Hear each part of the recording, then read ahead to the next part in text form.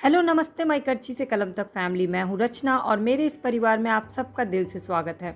तो बहुत सारे लोगों ने मुझे कमेंट करके पूछा कि रात में सोने से पहले क्या स्किन केयर करें जो आसान भी हो, समय कम लगे और किसी एक इंग्रेडिएंट से हो जाए।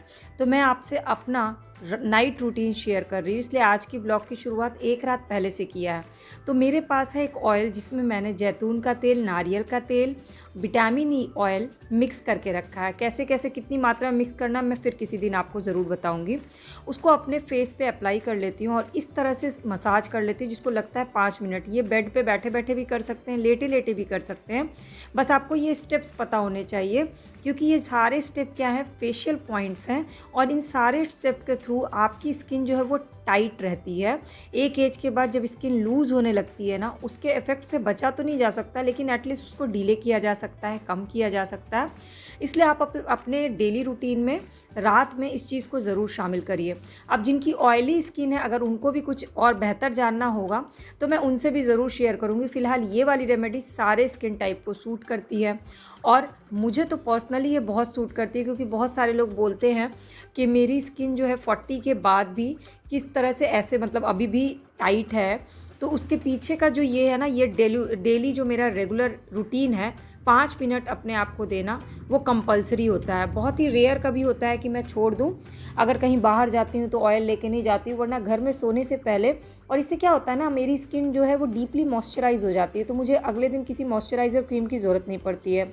रात भर ये ऑयल अच्छे से काम कर लेता है और सुबह में फेस वॉश करने पे फ्रेशनेस फील होती है। खैर, अब ब्लॉग में चलते हैं आगे। तो ब्लॉग के अगले दिन की शुरुआत हुई और अगले दिन की शुरुआत कुछ इस तरह से हुई कि वीकेंड को रचित का रहता है अपने सारे जूतों की खुद से सफाई करना और बहुत ही दिल से अपना मैंने उसको एक्चुअली बचपन का आपने बताया कि हम लोग बचपन में अपने जूते खुद साफ़ करते थे, पॉलिश करते थे, तो सप्ताह भर उसको पहनने की बड़ी एक्साइटमेंट होती थी। तो रचित के जो जूते हैं, अब हमारे टाइम के वाले जूते नहीं हैं जो पॉलिश किए जाए, तो उसको साफ़ करना पड़ता है। और जिस दिन रचित घर पे होता है उस दिन उसका काम होता है अपना बिस्तर खुद से लगाना। तो मैंने उसको बेड कवर जो बेड ओढ़ते हैं हम, वो तह करना सिखा रही थी मैं, क्योंकि काफ़ी बड़ा हो जाता है साइज़ में, तो रचित को थोड़ी सी दिक्कत होती है, लेकिन उसके लिए एक पॉजिटिव इंगेजमेंट हो जाता है। अरे ये कॉर्नर से ये कॉर्नर मिला लो।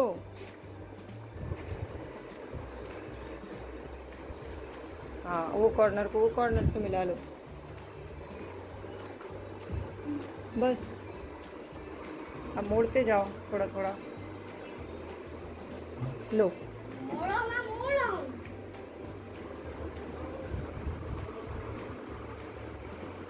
Very nice. वैसे रचित इतनी तेज़ी से हेल्प इसलिए करा रहा था क्योंकि हमें जाना था मूवी और वो तभी निकल पाते जब घर का सारा काम मैं कंप्लीट कर लेती। कौन सी मूवी देखने आ, जल्दी बता। वो नहीं है जवान, और इंग्लिश मूवी है। जवान में शाहरुख खान है, वो है जवान, और ये है जवान। जवान की फोटो में सबसे अच्छा लगा है, सबसे गंदा लगा है टकला। शाहरुख खान। हाँ, टकला। अच्छा चलो, पहले मूवी देख के फिर बताना कैसी लगी। पापा कहाँ है? ऑर्डर कर दिए। पापा को बोलो ऑडिट खुल गया, ऑडिट खुल। पहुँचे जवान मूवी देखने के लिए और मूवी का क्रेज़ ऐसा था कि बूढ़ी दादी लोग भी मूवी देखने आई थी, जिसे कहते हैं शाहरुख खान की ताकत।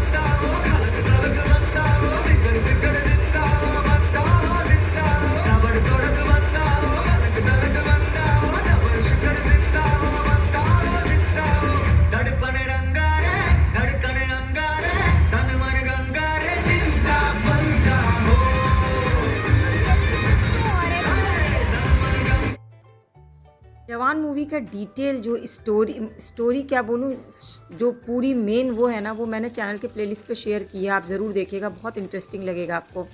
घर आके मैंने बनाया एग रोल। तो एग रोल के लिए रिफाइंड ऑयल में मैंने डाल दिया 1 शिमला मिर्च और 1 बड़े साइज़ का प्याज काट के इसमें नमक मिलाया और साथ ही साथ काली मिर्च पाउडर मिलाया।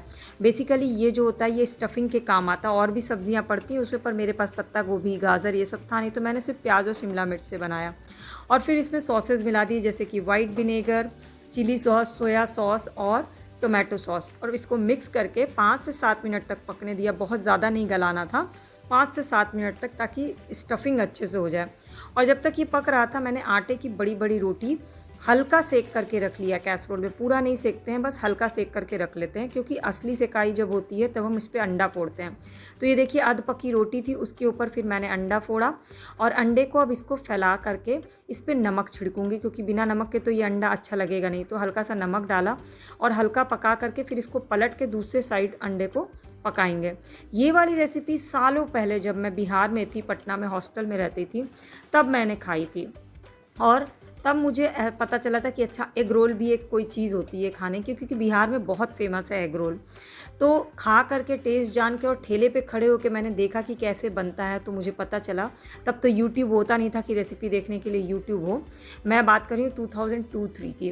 खैर उसके बाद स्टफिंग डाल दिया और उसमें थोड़ा सा ग्रीन चटनी, जो कि फेवरेट है मेरा एग रोल में डालना, वो डाल के रोल किया और गर्मा गर्म सबको दिया।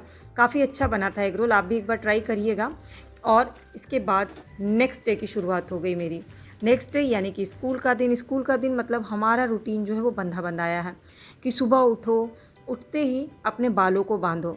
कई बार क्या होता है ना, बाल को बांधना लोग समझते हैं बाल क्यों बांधते, पर मेरा नज़रिया ये है कि जब सुबह सुबह उठते ही औरतें अपने बाल को बांधती हैं ना, तो बेसिकली वो अपने बालों को नहीं बांधती, अपने सारे काम को, अपनी सारी जिम्मेदारियों को इकट्ठा करती हैं और उसको ज़ोर से बांधती हैं। उनका जो रोज़ घर पे रहते हुए आत्मविश्वास कम होने लगता है उसको बांधती हैं। और इसीलिए कहते हैं कि एक औरत जो होती है सुबह से लेकर रात तक घर की सारी जिम्मेदारियों को बखूबी निभाती हुई चली जाती है, क्योंकि उसके अंदर वो आत्मविश्वास होता है। ऐसा मेरा पर्सनल थॉट है, आप क्या सोचते हैं ज़रूर बताइएगा। और क्या आप भी सुबह उठते सबसे पहले अपने बालों को बांधती हैं? एक रीज़न तो बहुत सारी लेडीज़ का होता है कि किचन में बाल खुला छोड़ के नहीं जा सकते, क्योंकि खाने में बाल आ सकता है, बट मेरा सेल्फ थॉट यही होता है। तो आज मैंने बनाया है मिक्स आटे की रोटी और साथ में बैगन की सब्ज़ी, थोड़ी अलग टाइप की। थोड़ी अलग किस लिए, क्योंकि बैगन नॉर्मली जो मैं बनाती हूँ वो लहसुन फ्लेवर, लहसुनी बैगन बनाती हूँ, बट आज मैंने पाव भाजी मसाले वाला बैगन बनाया और एक्चुअली में वो अच्छा बना। मैंने सोचा थोड़ा फ्लेवर चेंज करते हैं और पाव भाजी मसाला डाल के बनाते हैं। तो चलिए मैं वो भी रेसिपी आपसे शेयर कर दूँगी। वैसे आपको आज की ब्लॉग के लास्ट में एक ऐसी चीज़ पता चलने वाली है जो आप ज़रूर फेस करती होंगी, और अगर करती हैं तो नीचे कमेंट करके ज़रूर बताइएगा। तो सरसों के तेल में मेथी और लहसुन अदरक का तड़का दिया और फिर बैगन आलू कटे हुए डाल दिए। बैगन आलू मैंने रात में ही काट लिया था और पानी में रखने की वजह से मुझे लग रहा था कि बैगन के अंदर पानी हो गया है, इसलिए मैंने आज पाव भाजी मसाला डाल करके इसको बनाया है, ताकि भाजी टाइप का ये बन जाए। फिर इस पर नमक मिलाया, हल्दी पाउडर मिलाया और 1 चम्मच पाव भाजी मसाला मिला दिया और फिर इसको मिक्स करके ढक करके धीमे आंच पे इसको पकने के लिए छोड़ दिया। धीमे आंच पे पकने के लिए इसलिए छोड़ा क्योंकि पानी में ये अच्छे से पक जाए तो फिर मैं इसको खूब अच्छे से ठोक दूँगी और तब ये भाजी की तरह लगेगा। लेकिन 1 टमाटर इसमें बड़े साइज़ का काट के डालना ज़रूरी था, वरना तो भाजी इनकम्प्लीट हो जाती। आप अपने बच्चों को इसको टिफ़िन में दे करके ज़रूर देखिएगा, मेरे ख्याल से आपके बच्चों को भी बहुत पसंद आएगा। रचित का तो आज टिफ़िन बिल्कुल खाली मिला मुझे, तो मुझे समझ में आ गया कि रचित को ये पसंद आया। पता है पिछले दिनों, कुछ दिन पहले किसी ने मुझे कमेंट किया कि आप तो पढ़ी लिखी हाउसवाइफ लगती हो। तो ये सुन कर के मुझे थोड़ा सा अजीब लगा कि हाउसवाइफ के आगे ये पढ़ी लिखी लगाने का मतलब क्या है। हाउसवाइफ्स क्या पढ़ी लिखी नहीं हो सकती हैं, या पढ़ी लिखी लोग जो होते हैं, जो पढ़े लिखी होती हैं लेडीज़, वो हाउसवाइफ नहीं बन सकती हैं। तो थोड़ा सा ऑड लगा। हालांकि मैं इसको पॉजिटिवली भी ले सकती हूँ कि मुझे पढ़ी लिखी हाउसवाइफ कहा गया, बट एक्चुअली में ये लोगों की मेंटालिटी है। मेंटालिटी इसलिए क्योंकि जब मैंने ये चैनल शुरू भी किया था तो मुझे याद है मैंने शुरू में 7-8 वीडियोज़ जो हैं वो अचार की और कुकिंग रेसिपीज़ डाली थी। तो बहुत सारे लोगों को अच्छी लगी थी वीडियो। उस समय तो 15-20 लोग भी देखते, तो मुझे लगता था बहुत सारे लोगों ने देखी। उसके बाद फिर बिहार बीपीएससी का एग्ज़ाम होने वाला था, तो मैंने बीपीएससी एग्ज़ाम की क्लासेस लेनी शुरू की। तो 2 क्लासेस लिया तो स्टूडेंट्स का कमेंट आने लगा कि मैडम आप करछी चलाते चलाते कलम चलाने चली आई, आप करछी ही चलाओ, कलम क्यों चला रही हो, आप तो हाउसवाइफ हो। तो मुझे बहुत ऑड लगा, तो थोड़ी सी निराशा भी हुई कि मैं छोड़ देती हूँ, मैं पढ़ाऊँगी नहीं। फिर लगा कि नहीं, ये तो बहुत ज़रूरी है इन लोगों के मेंटालिटी को चेंज करना, कि जो अगर कोई खाना बना रहा है, घर संभाल रहा है, कपड़े धुल रहा है, बच्चे को देख रहा है, तो इसका मतलब ये नहीं कि वो पढ़ा लिखा नहीं। और ख़ासकर ये आईएएस एग्ज़ाम की तैयारी, पीसीएस एग्ज़ाम की तैयारी, तो मेरे ख्याल से मैक्सिमम लोगों के थॉट में आता ही नहीं है कि जो घर में झाड़ू पोछा भी कर रहा है वो आईएएस एग्ज़ाम की तैयारी कैसे करा सकता है। तो 1 मिनट के लिए पता है क्या, लोग आपको लेग पुलिंग, आपको पुल करके कोशिश करेंगे कि आप चीज़ों को छोड़ दीजिए, लेकिन आप पे डिपेंड करता है कि आप चीज़ों को छोड़ते हैं या और बेहतर करके उस चीज़ से निकलते हैं और लोगों की सोच बदलते हैं।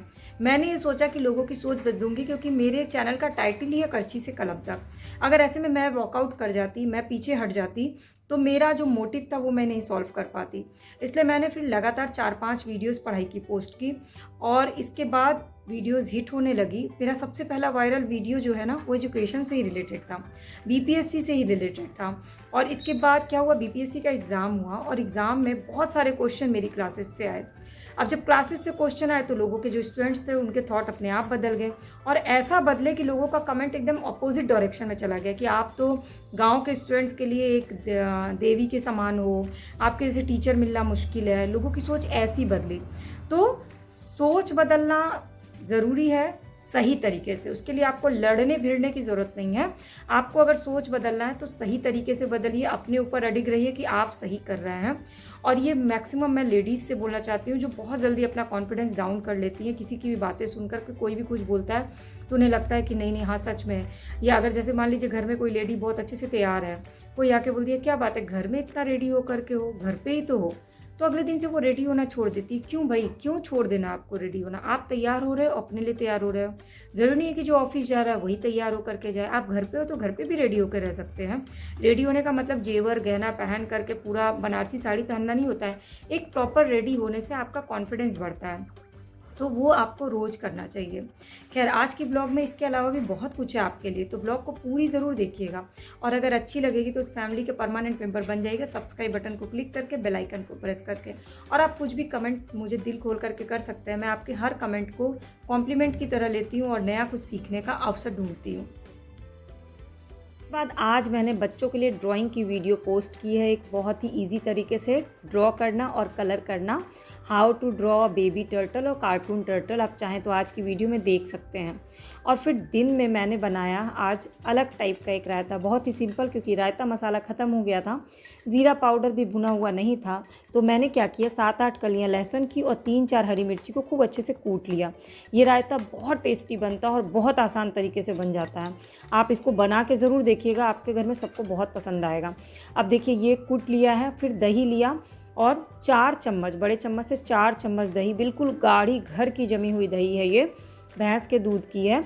और ये दही डेली डाइट में ज़रूर शामिल करिएगा, क्योंकि दही आपके शरीर के लिए बहुत ज़रूरी है। कैसे ज़रूरी है, जो लोग दूध नहीं खाते हैं उनके लिए, और कैल्शियम की कमी को पूरी करता है दही। और एक एज के बाद हमारे शरीर में कैल्शियम कम होने लगता है। तो मैं दूध नहीं पीती हूँ, इसलिए डेली डाइट में 1 कटोरी दही ज़रूर शामिल करती हूँ। अब जो लहसुन और मिर्चा कुटा हुआ था वो इसमें डाल दिया और सिर्फ नमक डाल के इसको मिक्स कर दिया। इसमें कुछ भी नहीं, ना लाल मिर्च पाउडर, ना ज़ीरा पाउडर, ना रायता मसाला, कुछ भी नहीं पड़ता है।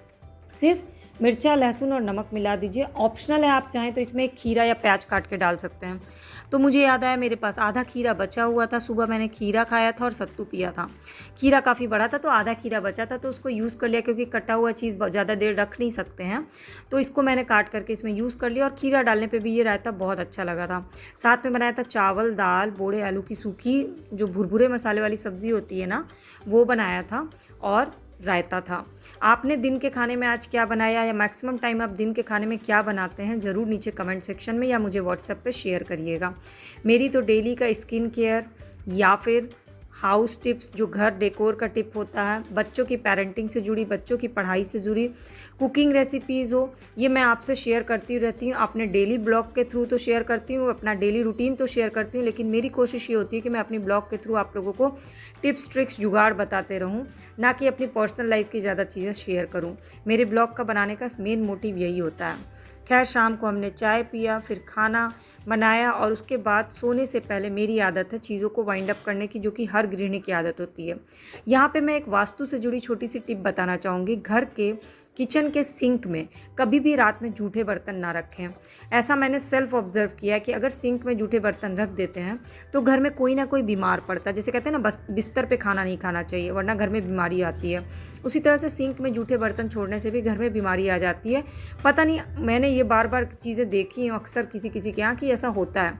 तो मेरी हमेशा ये कोशिश होती है, चाहे कितनी भी हड़बड़ी में रहूँ, सोने से पहले गैस चूल्हा, किचन का स्लैब साफ़ करना और किचन का सिंक साफ़ करना।